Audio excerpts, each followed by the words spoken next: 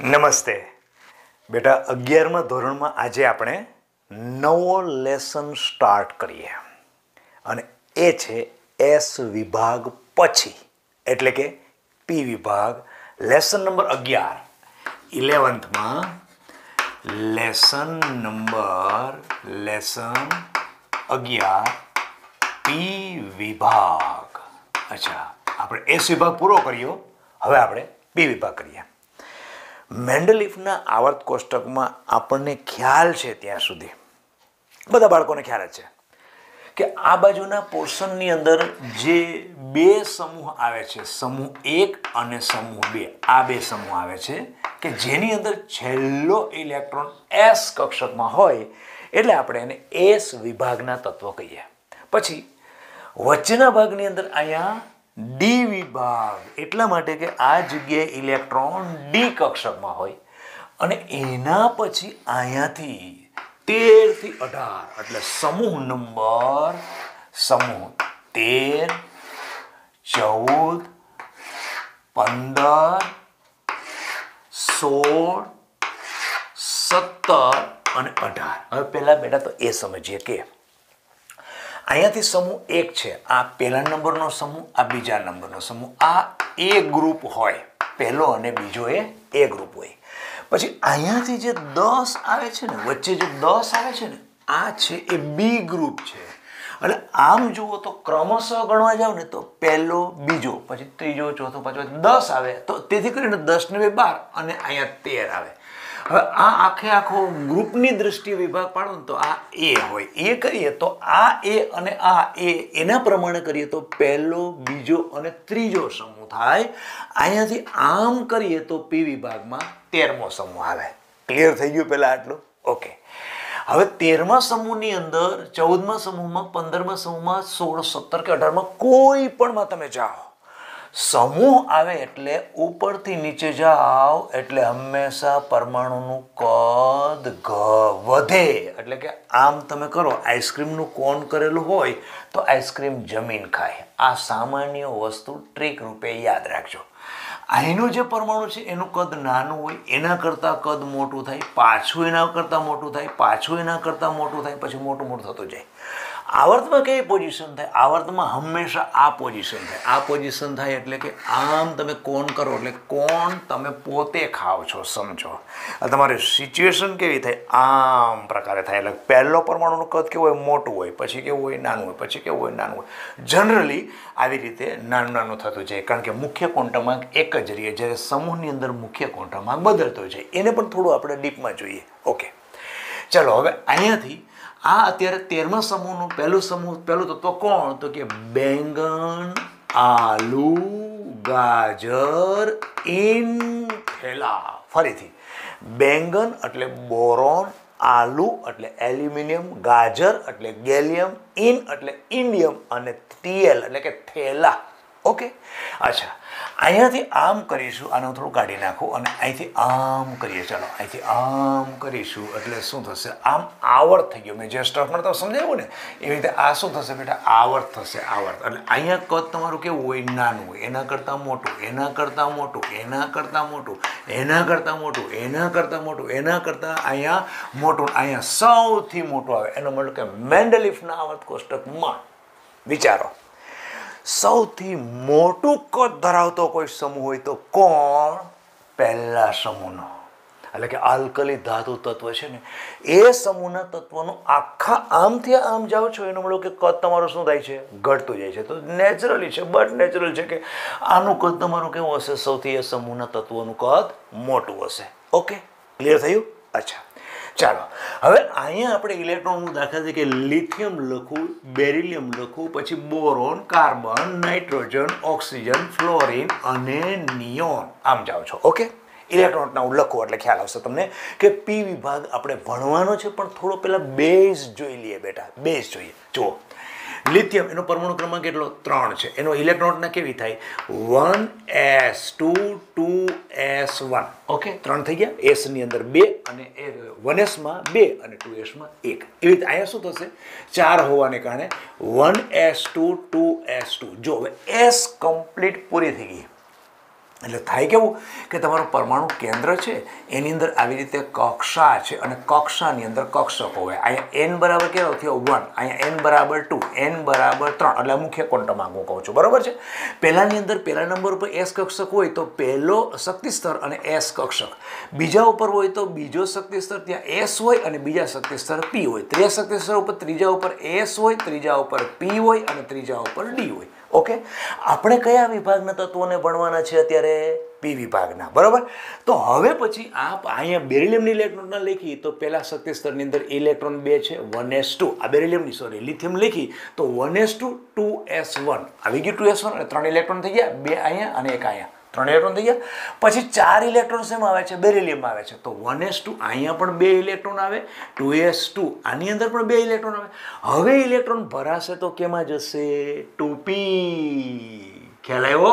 તેથી કરીને આની ઇલેક્ટ્રોનના પછી તમે બોરોનની લખવા જાવ તો અહીંયા થાય શું? 1s2 2s2 2p1 થાય. જો હવે પીની કેપેસિટી કેટલી? જો એસની કેપેસિટી ઇલેક્ટ્રોન સમાવવાની કેટલી? 2. પીની કેપેસિટી કેટલી? 6.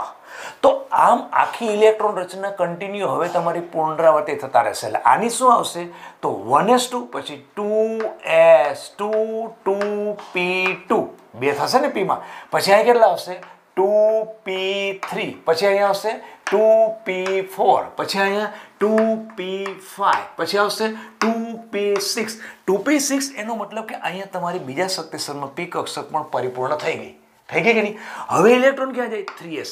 3s આવે એટલે સીધો જ ઇલેક્ટ્રોન અહીંયા આવી જાય. લિથિયમ પછી કોણ આવે? સોડિયમ. પણ સોડિયમ આવે ત્યારે આખી ઇલેક્ટ્રોનના નિયોનની પહેલા આવે, એટલે આપણે શું કરતા હતા? નિયોન લખી અને પછી શું કરીએ? 3s1. ઓકે, પછી અહીં મેગ્નેશિયમ આવશે કે નહીં? સોડિયમ પછી 12 નંબર, 11 નંબર છે, આ કેટલા? 12. તો પાછો નિયોન સુધીની રચના તમારી એમનામ જ રહેશે. એના પછી 3s1, પછી શું આવે? 3s2. ઓકે, 3s2 અહીંયા પહોંચી ગયું, પછી કોણ આવે? સીધો 3p આવે કે નહીં? એનો મતલબ કે અહીંયા પછી એલ્યુમિનિયમ રચનામાં શું આવશે? આટલી ઇલેક્ટ્રોનના તો આવશે જ. 3s નિયોન 3s2s આવશે, 3s2 આગળ કોણ આવશે? નિયોન 3s2 3p1 10 ને 12 ને 13 થઈ ગયો કે નહીં? પછી આવશે 3p2 એટલે 3s2 3p2 3s2 3p3 પછી 3s2 3p4 3s2 3p5 3s2 3p6 જેવું આવી ગયું એટલે સીધું પછી અહીંયા આવશે. હવે કોણ થઈ ગઈ? નિયોન પછી કોણ આવે? આર્ગોન. તો આર્ગોન એના પછી શું આવે? આર્ગોન પછી 4s1 પછી argon 4s2 calcium. Okay, potassium અને કેલ્શિયમ. પછી સ્કેન્ડિયમ સ્ટાર્ટ થાય. સ્કેન્ડિયમની આખી ડી કક્ષક આ ભરાઈ જાય, અહીંયા આખી ડી કક્ષક 4s પછી શું આવે? 3dમાં જાય ને ઇલેક્ટ્રોન, અહીંયા ભરાઈ જાય અને પછી તમારી પી કક્ષક પાછી સ્ટાર્ટ થાય. આમ પી વિભાગના તત્વોને સમજવા માટે પહેલાં બેટા આપણે જાણી લેવું પડે કે પી વિભાગની ઇલેક્ટ્રોન રચના કેવી છે, ક્યારે ઇલેક્ટ્રોન પી કક્ષકમાં આવે છે. એના માટે મેં તમને મેન્ડેલિફના આવર્ત કોષ્ટકની અંશતઃ માહિતી આપી કે એસ વિભાગમાંથી ભરાઈને કઈ રીતે પી વિભાગમાં આવે છે, પી વિભાગ કેમ કીધું છે, છેલ્લો ઇલેક્ટ્રોન એનો ક્યાં છે, પી વિભાગની સામાન્ય ઇલેક્ટ્રોન રચના શું લખવી હોય તો શું કરી શકાય. તો સામાન્ય ઇલેક્ટ્રોન તમે જુઓ શું આવે છે? 3s2 3p1 થી ચાલુ કરું, 3s2 3p2 3s2 3p3 3s2 3p4 અહીંથી કરી તો 3s2 3p6 આવી. ઓકે, અહીંયા શું છે? જો 2s2 2p1 2s2 2p2 2s2 2p3 2s2 2p4 2s2 2p5 2s2 2p. એનો મતલબ ઇલેક્ટ્રોન રચના આવી થઈ. ns2 તો કન્ટિન્યુ કોમન જ રહેશે કારણ કે s થી ભરાયેલા આવેલા છે. ns2 તો કન્ટિન્યુ રહેશે. ઓકે, તો np1 થી ચાલુ કરો. 1p1 માં 1 આવે ને પીની કેપેસિટી કેટલી? 6. એનો મતલબ કે પીમાં 6 ભરાશે ત્યાં સુધી એક પછી એક તત્વ બદલતું જશે ને ઇલેક્ટ્રોન એક અંદર આવતા જશે. તો પી ની અંદર 1 થી ચાલુ કરો ને ક્યાં સુધી થાય? 6 સુધી. આમ પી વિભાગના તત્વોની સામાન્ય electron Rachna ns2 np1 to 6. પણ એક ત્યાં ધ્યાન રાખવાનું છે કે હિલિયમ જે છે ને એ હિલિયમમાં 2s કક્ષકમાં જ ઇલેક્ટ્રોન છે, છતાં પણ એ પી વિભાગમાં મૂકેલું છે એટલે ફક્ત અપવાદમાં એક હિલિયમ છે. ઓકે, તો પહેલું પી વિભાગમાં આપણે શું મળ્યું બેટા? શું જાણવા મળ્યું?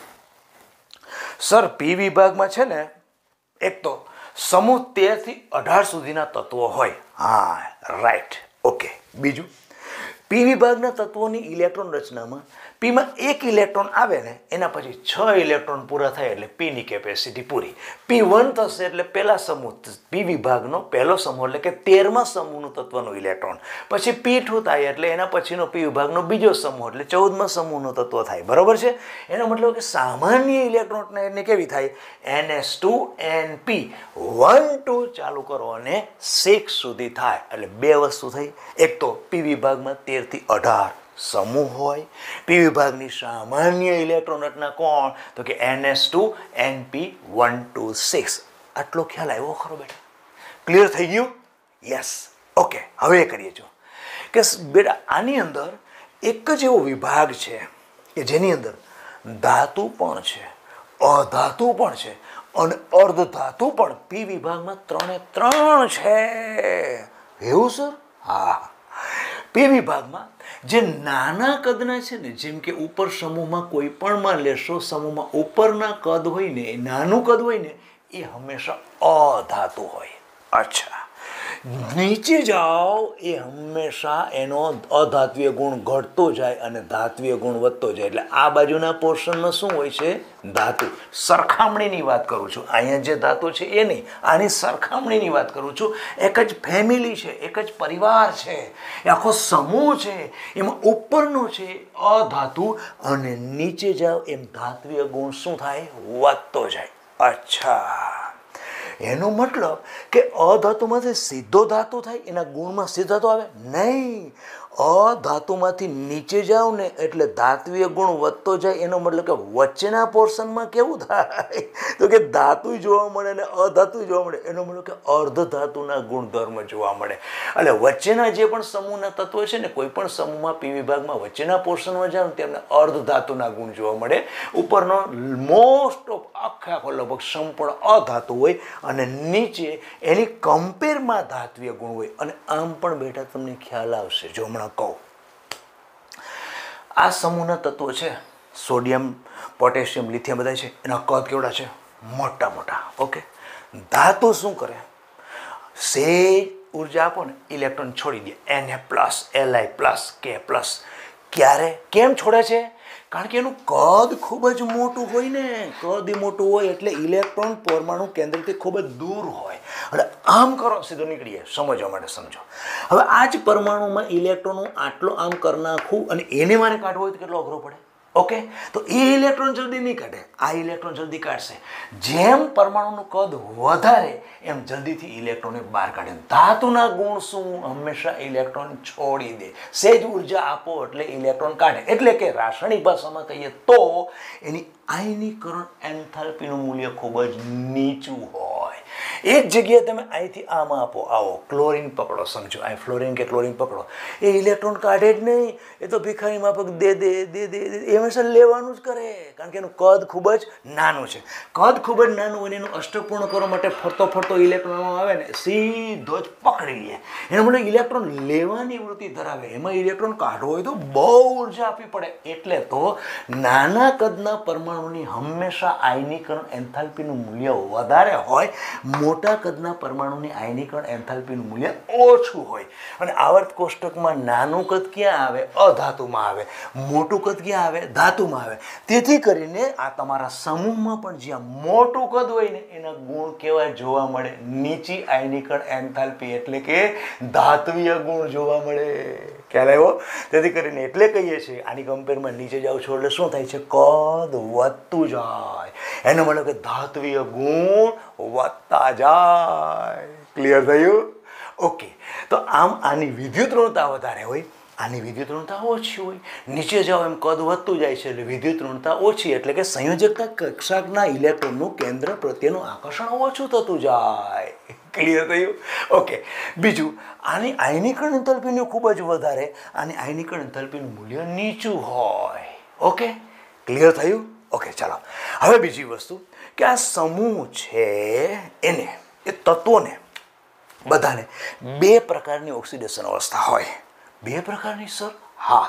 એક તો એના સમૂહનો જે ક્રમાંક છે, ક્રમાંક આમ જોઈએ તો એને 13મો કરો છો અને એ પોર્શનની દ્રષ્ટિએ જુઓ તો પહેલો, બીજો અને ત્રીજો. હવે ત્રીજો છે એનો મતલબ શું? એની સંયોજકતા કક્ષકમાં ઇલેક્ટ્રોનની સંખ્યા 3 હોય. કઈ રીતે? જો આ બોરોનનો ઇલેક્ટ્રોન, બોરોન પરમાણુ અહીં દોરું, બોરોન દોરું તો બોરોન પરમાણુ કેન્દ્ર, એની આસપાસ 3 કેન્દ્ર પ્રોટોન હોય. આવી રીતે કક્ષા છે.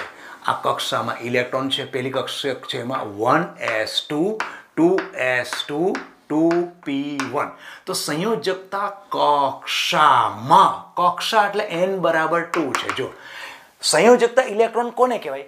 સંયોજકતા કક્ષામાં એટલે છેલ્લી કક્ષામાં રહેલી કક્ષકના કુલ ઇલેક્ટ્રોનને એ પરમાણુના સંયોજકતા ઇલેક્ટ્રોન કહેવાય.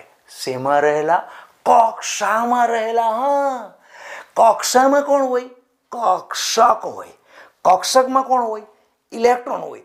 તો કયા ઇલેક્ટ્રોન ગણવાના? પરમાણુના કેન્દ્રની આસપાસ સંયોજકતા કક્ષામાં રહેલી કક્ષક, અને એ કક્ષકમાં રહેલા ઇલેક્ટ્રોનને એ પરમાણુના સંયોજકતા ઇલેક્ટ્રોન કહેવાય. ઓકે, તો એમાં 13મો સમૂહ કહો તમે. આમ કહો તો ત્રીજો કહો છો. તો 13માંથી 10 બાદ કરો ને એટલે તમારો ત્રીજો થયો. સીધી વાત છે. તો એ 3 ઇલેક્ટ્રોનની સંયોજકતા કક્ષામાં હોય. એનો મતલબ કે એના સંયોજકતા ઇલેક્ટ્રોનની સંખ્યા 3 હોય. આને ઓકે, જો છે કે નહીં? છેલ્લો શક્તિ સ્તર કયો? n બરાબર 2. એ કક્ષા n બરાબર 2 છે. એમાં s ની અંદર 2 છે, p ની અંદર 1 છે. એનો મતલબ ઇલેક્ટ્રોન સંયોજકતા કક્ષામાં કેટલા થયા? 3. એનો મતલબ કે આ સમૂહના તત્વોની બધા જ સંયોજકતા ઇલેક્ટ્રોનની સંખ્યા કેટલી થાય? 3. કારણ બધાની ઇલેક્ટ્રોન રચના એ જ છે. અહીંયા તમે જોશો તો 2s2 2p1 છે, કારણ કે બીજા આવર્તનું તત્વ છે. એટલે અહીંથી ચાલુ કરશો તો છેલ્લી શક્તિ સ્તર તમારો 2 જ આવશે. આમાં ચાલુ કરશો તો છેલ્લો શક્તિ સ્તર બધારો 3 જ આવશે, કારણ કે આ તમારા બીજા આવર્તના તત્વો છે, આ તમારા ત્રીજા આવર્તના તત્વો છે. તો ઇલેક્ટ્રોન રચનામાં ફરક શું હોય? અહીંયા હોય 2s2 2p1 હોય તો 3s2 3p1 હોય, 4s2 4p1, 5s2 5p1, 6s2 6p1. આ એની ઇલેક્ટ્રોન રચના છે. કોઈ બહુ મોટું નથી, કાંઈ પહાડ તોડવાનું નથી, બહુ સામાન્ય વસ્તુ છે. તેથી કરીને આ બધાની પર્ટિક્યુલર એકની ઇલેક્ટ્રોન રચના સામાન્ય સમૂહની લખવાની કે તમે શું કરો? ns2 np1 બધામાં ns2 np1. તો આની કરશો તો શું છે? ns2 np2 ns2 np2 ns2 np2 ns બધાની સેમ થાય. તો આના બધા તત્વો છે 13મા સમૂહના તત્વો તમે કહો છો. એની બાહ્યતમ કક્ષકની ઇલેક્ટ્રોન રચના તો આપણે ખબર પડી ગઈ. તો એના સંયોજકતા ઇલેક્ટ્રોનની સંખ્યા કેટલી થઈ? 3. ઓકે, તેથી આ સમૂહના બધા તત્વોની સંયોજકતા ઇલેક્ટ્રોનની સંખ્યા છે એ એની સમૂહ ઓક્સિડેશન અવસ્થા કહેવાય. કારણ કે બધાને બાહ્યતમ કક્ષકમાં કેટલા ઇલેક્ટ્રોન છે? 3. એટલે એની સમૂહ ઓક્સિડેશન અવસ્થા એટલે શું? એ સમૂહના તત્વોની સંયોજકતા ઇલેક્ટ્રોનની સંખ્યા એ જ એ સમૂહના તત્વોની સમૂહ ઓક્સિડેશન અવસ્થા ગણાય. ઓકે, અચ્છા, બીજી કઈ સર તમે કહેતા હતા? બીજી છે અન્ય ઓક્સિડેશન અવસ્થા. અચ્છા, અન્ય ઓક્સિડેશન અવસ્થા એટલે શું? સમૂહ ઓક્સિડેશન અવસ્થામાંથી 2 બાદ કરો. એ બાદ કયા છે ખબર? આ એસ ના છે. એસમાં 2 આવે ને. એક એ છે કે તમારી સમૂહ ઓક્સિડેશન અવસ્થામાંથી 2 બાદ કરો અને એ જે મળે છે એને કહેવાય અન્ય ઓક્સિડેશન અવસ્થા. તો આમ કોઈ પણ સમૂહના તત્વો સમૂહ ઓક્સિડેશન અવસ્થા અને અન્ય ઓક્સિડેશન અવસ્થા બેની વચ્ચેની વધારાની ઓક્સિડેશન અવસ્થા પણ સંભવિત છે કે ધરાવી શકે. તો એક દ્રષ્ટાંત જ કરીએ. અહીંયા આ કેટલી ધરાવી શકે? 13મા સમૂહના તત્વો કઈ ઓક્સિડેશન અવસ્થા ધરાવી શકે? તો સમૂહ ઓક્સિડેશન અવસ્થાની દ્રષ્ટિએ એમાં ઇલેક્ટ્રોન કેટલા છે? 3. એનો મતલબ કે 3 ઓક્સિડેશન અવસ્થા ધરાવતા. જો પ્લસ, જો સામેનું તત્વ વધુ વિદ્યુતનું પરમાણુ જોડાયેલું હોય તો પ્લસ કહેવાય. ઓકે, તો +3 ઓક્સિડેશન અવસ્થાવાળા આ સંયોજનો બધા બનાવે. એ +3 ઓક્સિડેશન અવસ્થા શું કહેવાશે? આ સમૂહના તત્વોની સમૂહ ઓક્સિડેશન અવસ્થા. ખ્યાલ આવ્યો બેટા? ખ્યાલ આવ્યો? કઈ રીતે કર્યું? ચાલો બતાવો કઈ રીતે કર્યું. સર એમાં કાંઈ નથી. આ સમૂહ છે 13મો સમૂહ છે. હા, તો એની બાહ્યતમ કક્ષકમાં ઇલેક્ટ્રોન 3 છે. કઈ રીતે 3 છે? અરે સર 2s માં 2 અને 2p માં 1, એવી રીતે 3s માં 2, 3p માં 1, એવી રીતે 4s માં 2, 4p માં 1, એવી રીતે બધાની છેલ્લી કક્ષામાં રહેલા ઇલેક્ટ્રોન એને જ અમે સંયોજકતા ઇલેક્ટ્રોન કહીએ છીએ. હા, ઓકે. તો સંયોજકતા ઇલેક્ટ્રોનની સંખ્યા એટલે સમૂહ ઓક્સિડેશન અવસ્થા, એ સમૂહના તત્વોની ઓક્સિડેશન અવસ્થા. હા, તો બીજું શું? યસ, સમૂહ ઓક્સિડેશન અવસ્થા એટલે બીજું કોઈ વસ્તુ બેટા નથી. એ સમૂહના તત્વોની બાહ્યતમ કક્ષકમાં રહેલા ઇલેક્ટ્રોન, બાહ્યતમ કક્ષામાં રહેલા ઇલેક્ટ્રોન એટલે કે સંયોજકતા કક્ષામાં રહેલા ઇલેક્ટ્રોન એની સંખ્યા એ જ એ સમૂહના તત્વોની સમૂહ ઓક્સિડેશન અવસ્થા ગણાય. ઓકે, બીજી કઈ? તો એ જે સંયોજકતા ઇલેક્ટ્રોન છે ને એટલી સમૂહ ઓક્સિડેશન મળીને એમાંથી 2 ઓછા કરો, 2 માઇનસ કરો. અચ્છા, કરીએ આનું? તો આમાં કેટલા? 3 થયા. અચ્છા, એમાંથી આપણે 2 ઓછા કરીએ તો શું થઈ ગયું? 1 થયું. અચ્છા, તો આ સમૂહના તત્વો 1 ઓક્સિડેશન અવસ્થા પણ ધરાવી શકે, +1 ઓક્સિડેશન અવસ્થાવાળા સંયોજનો બનાવી શકે છે. તો આમ 2 પ્રકારની ઓક્સિડેશન અવસ્થા આપણને ખબર પડી કે +3 એને સમૂહ આ સમૂહ માટે એને સમૂહ ઓક્સિડેશન અવસ્થા કહેશું, અને જે સમૂહ ઓક્સિડેશન અવસ્થા છે એમાંથી 2 માઇનસ કરશું જે મળશે એને આ સમૂહની શું કહેવાશે? અન્ય ઓક્સિડેશન અવસ્થા. હવે +3 અને +1 ની વચ્ચે આવે છે ને એ પણ એ ધરાવી શકે છે, સંભવિત છે. ઓકે, એના સિવાય પછી બીજી ન ધરાવી શકે. આમ કોઈ પણ સમૂહના તત્વને 2 ઓક્સિડેશન અવસ્થા હોય. કઈ કઈ? એક સમૂહ ઓક્સિડેશન અવસ્થા અને એક અન્ય ઓક્સિડેશન અવસ્થા. અચ્છા. હવે તો સર આ બધા +3 ઓક્સિડેશન અવસ્થા ધરાવતા હોય એવા સંયોજનો સ્થાયી હોય? નહીં, બધા ન થાય. ઉપરના હોય ને હલકા તત્વો, હલકા તત્વો એટલે કે જેમ કે બોરોન છે, કાર્બન છે, આ નાઇટ્રોજન છે, આ સમૂહના હલકા તત્વો છે ને એ સમૂહ ઓક્સિડેશન અવસ્થા વાળા એના સંયોજનો સ્થાયી હોય. કઈ સમજાયું નહીં સર? કહું. આ સમૂહનું તત્વ, આ સમૂહ તત્વ, આ સમૂહમાં હલકા કયા? જેનો પરમાણુ ક્રમાંક ઓછો હોય આ બધાની સાપેક્ષે કેવો કહેવાય? હલકો નો કહેવાય. નીચે જાવ એમ ભારે વધતું જાય, પ્રોટોનની સંખ્યા વધતી જશે. સીધી વાત છે, કારણ કે ઇલેક્ટ્રોનની સંખ્યા વધતી જાય છે. અચ્છા, તેથી હલકા તત્વો જે પણ કોઈ છે એ બધાની કઈ ઓક્સિડેશન અવસ્થા વધારે સ્થાયી જોવા મળે? એની સમૂહ ઓક્સિડેશન અવસ્થા વધુ સ્થાયી જોવા મળે. અચ્છા, તો બોરોન, કાર્બન અને નાઇટ્રોજનના બધા સમૂહ ઓક્સિડેશન અવસ્થામાંથી કોઈ એવું દ્રષ્ટાંત કરું? હા છે. કયું? જેમ કે જો કાર્બન છે, કાર્બનની પાસે હું 4 આવી રીતે Cl જોડું, Cl જોડું તો સહસંયોજક બંધથી જોડાયેલું છે, સહસંયોજક બંધથી જોડાયેલું છે.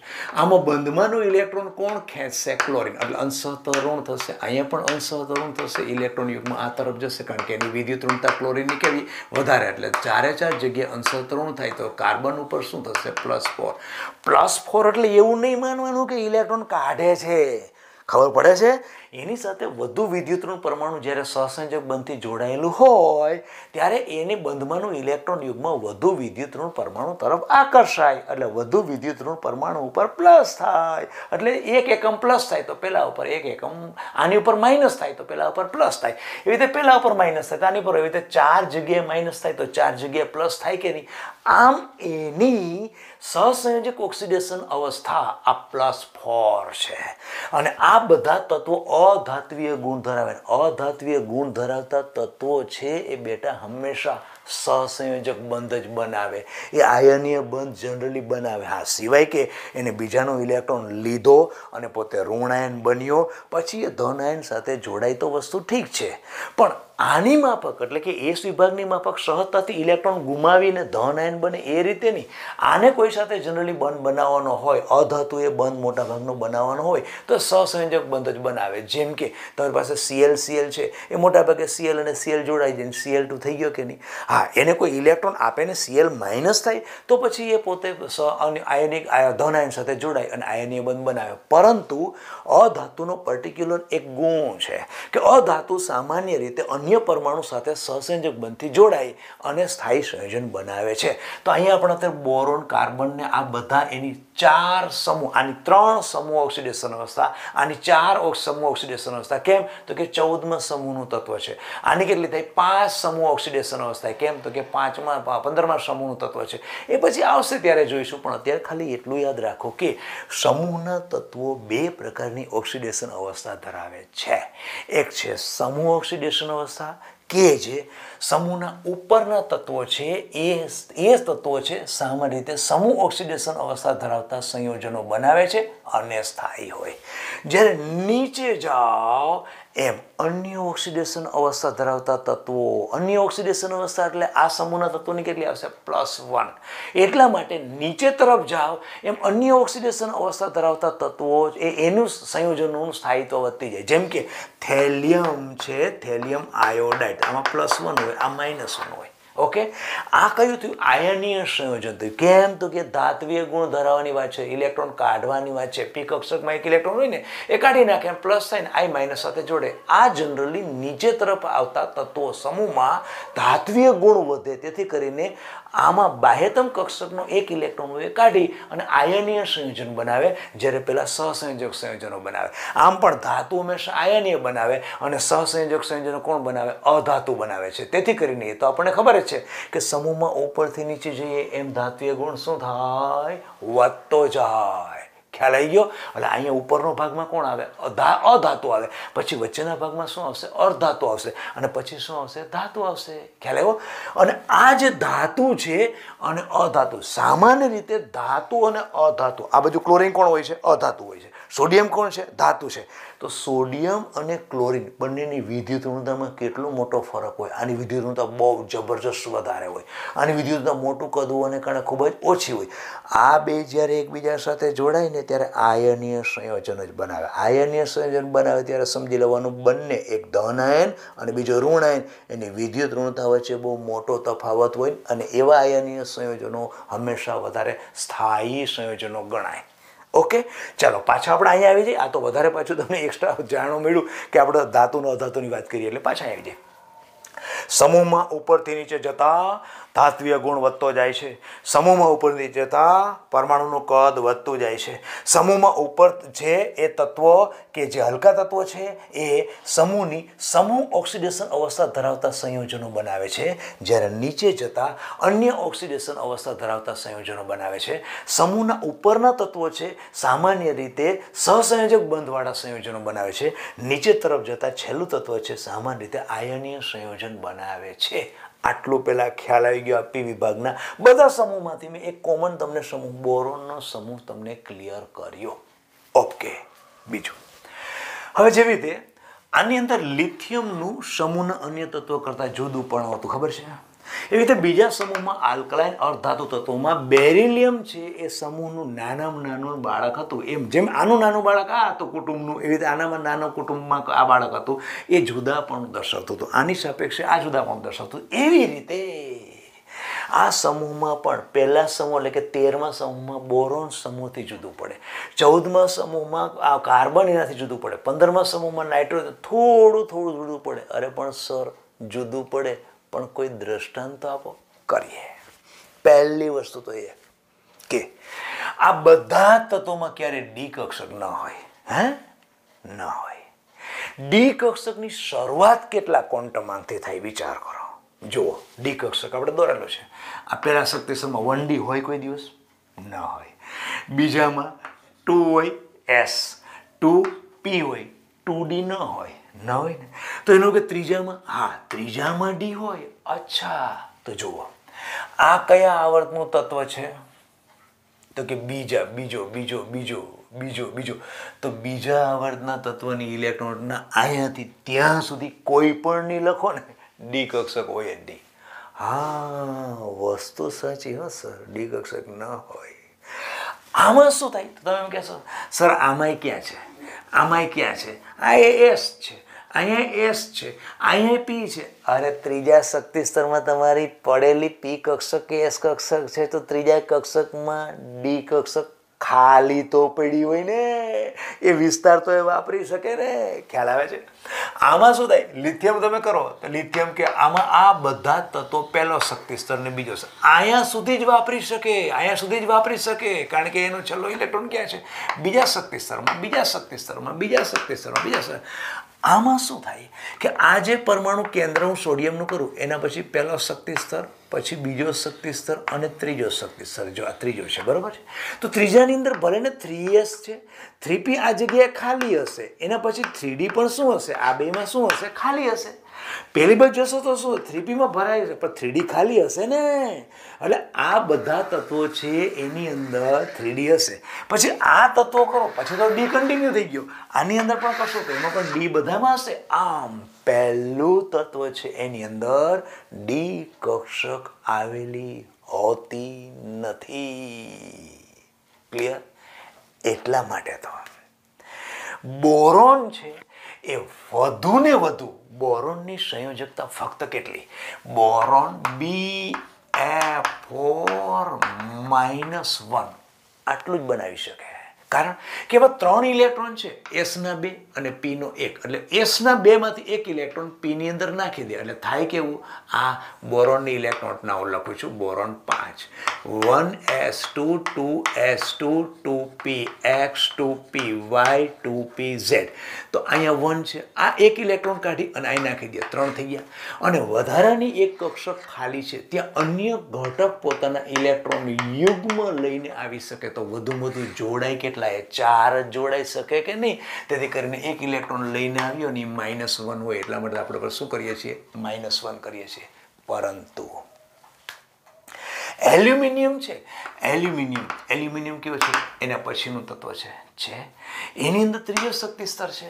પહેલાની જેમ જ ખુલ્લા થઈ જાય, 2 ઇલેક્ટ્રોન અહીંથી હતા એમાંથી 1 ઇલેક્ટ્રોન પેલી બાજુ જાય. અચ્છા, તો એની પી કક્ષક ખાલી રહે, પણ એમાં ડી કક્ષક કઈ ખાલી છે ને. તેથી કરીને એલ્યુમિનિયમ ફ્લોરિન સાથે 6 ફ્લોરિન સાથે જોડે, કારણ કે ડી કક્ષક ખાલી છે ને એમાં ફ્લોરિન ઇલેક્ટ્રોન યુગ્મનું દાન કરે, ઇલેક્ટ્રોન યુગ્મનું ખાલી કક્ષકનું દાન કરે. અને જેટલા વધારે ફ્લોરિનને જોડાવો એટલે જોડાઈ શકશે. તેથી AlF6-3 બનાવી શકે છે, જ્યારે બોરોન છે ફ્લોરિન સાથે જોડાઈને ફક્ત F4 વાળા સંયોજનો બનાવી શકે છે. ઓકે, એના પછી બીજું કે આ તત્વો છે એના કદ નાના છે, તો એના તત્વો અથવા તો અન્ય તત્વો સાથે પોતાની પી કક્ષકનો પાયબંધ બનાવવા માટે ઉપયોગ કરે. હવે એ બંધ છે એને કેવો બંધ ગણાશે? તો કે એક તો પોતે બંધ બનાવવા માટે કઈ કક્ષકનો ઉપયોગ કર્યો? પી કક્ષક. બંધ બન્યો એ કેવો બન્યો છે? પાય. પોતાનો બીજો પરમાણુ છે એને પણ પોતે બંધ કયો બનાવ્યો? આની સાથે પાય. એને પોતાની કઈ કક્ષક વાપરી? પી કક્ષક. ઓકે, તો આ બધા તત્વો છે એ પોતે પી પાય બંધ બનાવી શકે છે, કારણ કે અમે છેલ્લી કક્ષક જ પી છે. પી કક્ષક છે એટલે ડી કક્ષક નથી એમાં. એટલા માટે જ્યારે સમૂહના અન્ય તત્વોમાં ડી કક્ષક હોવાને કારણે એ ડી પાય પી પાય બંધ પણ બનાવી શકે છે. અને એના પછી આ ભારે તત્વો, અચ્છા, આના નાના પોતાના પરમાણુને એવું કોઈ દ્રષ્ટાંત ખરું પાયનું? જેમ કે જો કાર્બન છે તો કાર્બન પોતાના સાથે પહેલા સિગ્મા બંધ બનાવ્યો અને પછી પાય બંધ પણ બનાવી શકે છે 2. એવી રીતે કાર્બન અન્ય તત્વો સાથે નાઇટ્રોજન સાથે જોડાઈને પેલો સિગ્મા હોય ને પછી શું છે? આ કેવા થાય? પી પાય આ બનાવી શકે છે. કાર્બન ઓક્સિજન સાથે જોડાઈને પણ પી પાય બંધ બનાવી શકે છે. અચ્છા, બીજી વસ્તુ કે ઉપરથી નીચે જાવ એમ ભારે તત્વ થતા જાય ને, ઉપર કેવો હલકો હોય, નીચે કેવો થાય? ભારે થાય. તો ભારે તત્વના સવર્ગ આંક ઊંચા હોય એવા સંયોજનો બનાવે છે. જેમ કે આ નાઇટ્રોજન છે એના પછી કોણ આવે? ફોસ્ફરસ આવે. તો નાઇટ્રોજનનું NO3-1 અને ફોસ્ફરસનું PO4-3. ઓકે, જો ફોસ્ફરસ સાથે કેટલા જોડાયા? 4 ઓક્સિજન. નાઇટ્રોજન સાથે કેટલા જોડાયા? 3 ઓક્સિજન. મધ્યસ્થ પરમાણુ સાથે જોડાતા અન્ય પરમાણુની સંખ્યાને એ મધ્યસ્થ પરમાણુનો સવર્ગ આંક કહેવાય. અહીંયા મધ્યસ્થ પરમાણુ ફોસ્ફરસ છે, એની સાથે અન્ય પરમાણુ કેટલા જોડાયા? ઓક્સિજન 4 જોડાયા છે. તો આની અંદર સંવર્ગાંક નાઇટ્રોજનનો કેટલો ગણાય? 3 ગણાય. આનો કેટલો ગણાય? 4. તો મેં હમણાં શું કીધું? ઉપરથી નીચે જતા ભારે તત્વ તરફ જઈએ એટલે કે સમૂહમાં ઉપરથી નીચે તરફ જઈએ એમ બધા જ તત્વો ચોક્કસ કોઈ પરમાણુ સાથે જોડાય ત્યારે જોડાવાની સંખ્યા વધતી જાય. એ તો આપણે આપણી ભાષામાં કહીએ છીએ, વિજ્ઞાનની ભાષામાં શું કહેવાય એને? સંવર્ગાંક વધતો જાય એટલે જોડાનારની સંખ્યા વધતી જાય. જેમ કે મેં સિમ્પલ દ્રષ્ટાંત આપ્યું, નાઇટ્રોજન પછી ફોસ્ફરસ છે તો નાઇટ્રોજન પાસે ઓક્સિજન જોડાય તો 3 જોડાય, ફોસ્ફરસ સાથે ઓક્સિજન 4 જોડાઈ શકે છે. કારણ કે એના પછીના જે પણ તત્વો છે ને એ ઊંચા સંવર્ગાંકવાળા સંયોજનો બનાવે છે. બીજું દ્રષ્ટાંત મેં તમને અહીંયા આપેલું છો. અહીંયા સંવર્ગાંક બહુ હલકું હતું એટલે કેટલા હતા? 4 હતા. 4 ફ્લોરિન જોડાયેલા હતા. જ્યારે એલ્યુમિનિયમ છે એના પછીનું તત્વ કે જેમાં ડી કક્ષક પણ છે તો એમાં ભારે તત્વ થયું. બોરોન કરતાં એલ્યુમિનિયમ કેવું થયું? ભારે થયું ને. બોરોનનો પરમાણુ ક્રમાંક 5 છે, એલ્યુમિનિયમ પરમાણુ ક્રમાંક 13 છે, ભારે થયું. તો ઉપરથી નીચે જતા એક જ સમૂહમાં બોરોનથી એલ્યુમિનિયમ તરફ તમે ગયા એમ તમારો સંવર્ગાંક કેટલો થઈ ગયો? પહેલા કેટલો હતો? 4 હતો, પછી કેટલો થઈ ગયો? 6 થઈ ગયો. ક્લિયર થઈ ગયું? આમ આજે આપણે આની ફક્ત પી વિભાગના તત્વોની પ્રાસ્તાવિક માહિતી જોઈ બેટા. હવે પી વિભાગ જો બેટા ટોપ બહુ છે, એને સમજવું એટલે બહુ ઊંડાણમાં જવું પડે. આપણે 12મા ધોરણમાં પી વિભાગ બહુ લાંબો 15, 16, 17, 18 બહુ લાંબુ છે. એ તો બહુ ઊંડાણ ધીરે ધીરે ડીપમાં જશું. એટલે આજે ખાલી હું તમને એની પ્રાસ્તાવિક માહિતી આપી કે ભાઈ આખું રિપીટ કરું તમને. પી વિભાગના તત્વો કોને કહેવાય? એક તો પી કક્ષકમાં ઇલેક્ટ્રોનની શરૂઆત થાય તો અહીંથી મારે 2p1, અહીંયા 3p1, 4p1, પીમાં 1 થી ચાલુ કરો ને 6 સુધી પૂરું થાય એટલે સામાન્ય ઇલેક્ટ્રોન રચના આવી થઈ ગઈ. NS2 તો મેં લખી કે એની પીની આગળ કોણ હશે? તો કે NS2 હોય કે નહીં, આ એક ઇલેક્ટ્રોન રચના સામાન્ય થઈ ગઈ. ઓકે. પી વિભાગના તત્વોમાં કયા સમૂહથી હોય? તો કે 13 થી 18 સમૂહ સુધી પી વિભાગના તત્વો ગણાય. કારણ કે જેમાં છેલ્લો ઇલેક્ટ્રોન જે તત્વોની એ બાહ્યતમ કક્ષામાં ઇલેક્ટ્રોન પી કક્ષામાં હોય એ તત્વને પી વિભાગનું તત્વ ગણાય. ઓકે. એમાં કયા સમૂહ આવી ગયા એ પણ થઈ ગયું. હવે કોઈ પણ સમૂહમાં ઉપરથી નીચે જાઓ એમ પરમાણુનું કદ હંમેશા શું થાય? વધે. જેમ પરમાણુનું કદ નાનું હોય એમ સંયોજકતા ઇલેક્ટ્રોન કેન્દ્ર પ્રત્યે વધારે આકર્ષિત થયેલો હોય. એનો મતલબ કે વિદ્યુત ઋણતા કેવી હોય? વધારે હોય. જેની વિદ્યુત ઋણતા વધારે હોય ને એ હંમેશા અધાતુ હોય. સિમ્પલ સમજો કે અહીંથી હું આવર્ત કોષ્ટકમાં આ બાજુ આવું તો ક્લોરીન અહીંયા આવે છે, પેલી બાજુ સોડિયમ આવે છે, સમજો કે લિથિયમ આવે છે કે પોટેશિયમ આવે છે. તો પેલા બધા કેવા છે? મોટું કદ છે. આપણે જાણીએ છીએ બધા કેવા છે? ધાતુ છે. અને આ ફ્લોરિન, ક્લોરીન, બ્રોમિન બધા કેવા છે? દે બધા કેવા છે? અધાતુ. આમ જેનું કદ નાનું એની વિદ્યુત ઋણતા વધારે એટલે કે અધાત્વીય ગુણ વધારે. અધાતુ હંમેશા મોટા ભાગે સંયોજન જે બનાવે કાં તો ઇલેક્ટ્રોન મેળવે તો અને ઋણાયન બની અને આયનીય સંયોજન બનાવે, બાકી બધા સહસંયોજક સંયોજનો બનાવે. પહેલા ક્યારે સહસંયોજક સંયોજન ન બનાવે, એ ઓલવેઝ ઇલેક્ટ્રોન ગુમાવી ધન આયન બને, ધન આયન બન્યા પછી અન્ય ઋણાયન સાથે જોડાય અને આયનીય સંયોજન બનાવે. એ હંમેશા દાતા છે, બધા રાજા છે. જ્યારે પી વિભાગના તત્વોમાં આ બાજુના ભાગમાં આવો એટલે ભિખારી વૃત્તિ વધતી જાય, એટલે કે લેવાની વૃત્તિ વધતી જાય. એટલે કે આ બધા અધાતુ ઇલેક્ટ્રોન હંમેશા મેળવે અને ધાતુ છે ઇલેક્ટ્રોન હંમેશા ગુમાવે. તો એક પોઝિશન ની અંદર હું આમ તમને કહું છું કે ઉપરથી નીચે જાવ તો આ સમૂહની એક જ ફેમિલીની વાત છે. ઉપરથી નીચે જાવ છો એમ કદ શું થાય છે? વધતું જાય છે. કદ વધતું જાય એટલે કમ્પેરિઝનની દ્રષ્ટિએ જોઈએ તો એમ કહી શકાય કે આ અધાતુ છે. નીચે તરફ જાવ તો શું થાય છે? ધાતુય ગુણ વધતો જાય છે. તો અધાતુને ધાતુ કહો તો વચ્ચેના ભાગમાં શું આવી શકે? અર્ધધાતુ આવી શકે. ક્લિયર થઈ ગયું? અચ્છા, પછી સમૂહના તત્વો છે ને 2 ઓક્સિડેશન અવસ્થા હોય. કઈ કઈ? એક સમૂહ ઓક્સિડેશન અવસ્થા અને બીજી અન્ય ઓક્સિડેશન અવસ્થા. સમૂહ ઓક્સિડેશન અવસ્થા કઈ કહી શકાય? સમૂહના તત્વો છે એની બાહ્યતમ કક્ષામાં રહેલા ઇલેક્ટ્રોનની સંખ્યાને એ તત્વો, એ સમૂહ છે એ તત્વોની બધાની સમૂહ ઓક્સિડેશન અવસ્થા કહેવાય. એમાં તમે 2 ઓછા કરો એટલે અન્ય ઓક્સિડેશન અવસ્થા થાય અને સમૂહ ઓક્સિડેશન અવસ્થામાંથી અન્ય ઓક્સિડેશન અવસ્થા તરફ તમે જાઓ છો. કેમ? તો કે ઉપરના તત્વો છે એની સમૂહ ઓક્સિડેશન અવસ્થાવાળા સંયોજનો સ્થાયી હોય છે. નીચે તરફ જાઓ છો એમ અન્ય ઓક્સિડેશન અવસ્થાવાળા સંયોજનો વધારે સ્થાયી થાય છે. આમ સમૂહમાં ઉપરથી નીચે જતા સમૂહ ઓક્સિડેશન અવસ્થામાંથી અન્ય ઓક્સિડેશન અવસ્થાની પ્રાપ્તિને કહેવાય નિષ્ક્રિય યુગ્મ અસર. સમૂહ ઓક્સિડેશન અવસ્થાથી નીચે તરફ જાઓ છો એટલે શું થાય? અન્ય ઓક્સિડેશન અવસ્થાવાળા સંયોજનો વધારે સ્થાયી થાય છે. તો આ જે અહીંથી આમ તરફ જાઓ છો એ ઓક્સિડેશન અવસ્થા તમારી બદલે છે એટલે નવી જે પ્રાપ્ત થાય છે સ્થાયી ઓક્સિડેશન ઓક્સિડેશન અવસ્થા મળતી જાય છે એને કહેવાય નિષ્ક્રિય યુગ્મ અસર. ક્લિયર? ઓકે, આ આખું થઈ ગયું સમૂહની વાત. અને પછી આમાં ડી કક્ષક આ કેમ જુદું પડે છે? આમાં ડી કક્ષક નથી, તેથી કરીને વધુ 4 સવર્ગાંકવાળા સંયોજનો બનાવી શકે છે. સમૂહના અન્ય તત્વો 4 કરતાં વધારે સવર્ગાંકવાળા સંયોજનો બનાવી શકે છે. એનું કોઈ દ્રષ્ટાંત ખરું? તો મેં દ્રષ્ટાંત 2 તમને આમ બોરોન ટેટ્રાફ્લોરાઇડ અને એલ્યુમિનિયમ હેક્ઝાફ્લોરાઇડ. અને વધારે આની સવર્ગાંક કેટલો? 6. આનો સવર્ગાંક કેટલો? 4. અને બીજું કે સમૂહમાં ઉપરથી તે જાઓ એમ વધુ સવર્ગાંકવાળા સંયોજનો બને છે. એનું બીજું દ્રષ્ટાંત કયું? તો કે NO3 માઇનસ કર્યું હતું કે ને, NO3 માઇનસ આ સમૂહની વાત કરી. અને નીચે ફોસ્ફરસ ઉપરથી નીચે આવ્યો એટલે ભારે તત્વ થયું એટલે 4 ઓક્સિજન જોડાય, અહીંયા 3 ઓક્સિજન જોડાયા. પછી ઉપરના તત્વો છે નાના કદના હોવાને કારણે, પી કક્ષક હાજરી હોવાને કારણે બંધ ઉપર બંધ પોતાના પરમાણુ અથવા તો અન્ય પરમાણુ સાથે કયો બંધ બનાવે છે? પાઈ બંધ બનાવે છે. એમાં પોતાની કઈ કક્ષકનો ઉપયોગ કરે છે? પી કક્ષકનો. એટલા માટે એમ કહી શકાય કે હલકા તત્વો છે કયા પ્રકારના બંધ પાઈ બંધ બનાવે છે? પી પાઈ બંધ બનાવે છે. જ્યારે એના પછીના નીચેના તત્વો ઉપરના પછીના જે પણ તત્વો છે એમાં ડી કક્ષકની હાજરી હોવાને કારણે એ શું બનાવે? ડી પાઈ પી પાઈ પણ બનાવી શકે છે. ક્લિયર? આશા રાખો કે બેટા બધું જ લગભગ તમને ક્લિયર થઈ ગયેલું હોવું જોઈએ. છતાં પણ નહીં થયું હોય તો આના પછી હવે આગળ આવે છે બોરોન સમૂહના તત્વો, એટલે કે 13મા સમૂહના તત્વો, બધાનું પ્રાપ્તિ સ્થાન, કેટલું કેનું પ્રમાણ છે, એ બધી વસ્તુ આના પછીના લેક્ચરમાં જોઈશું. અને અહીંયા આ લેક્ચર સ્ટોપ કરીએ. વધુ આવતા અંકે.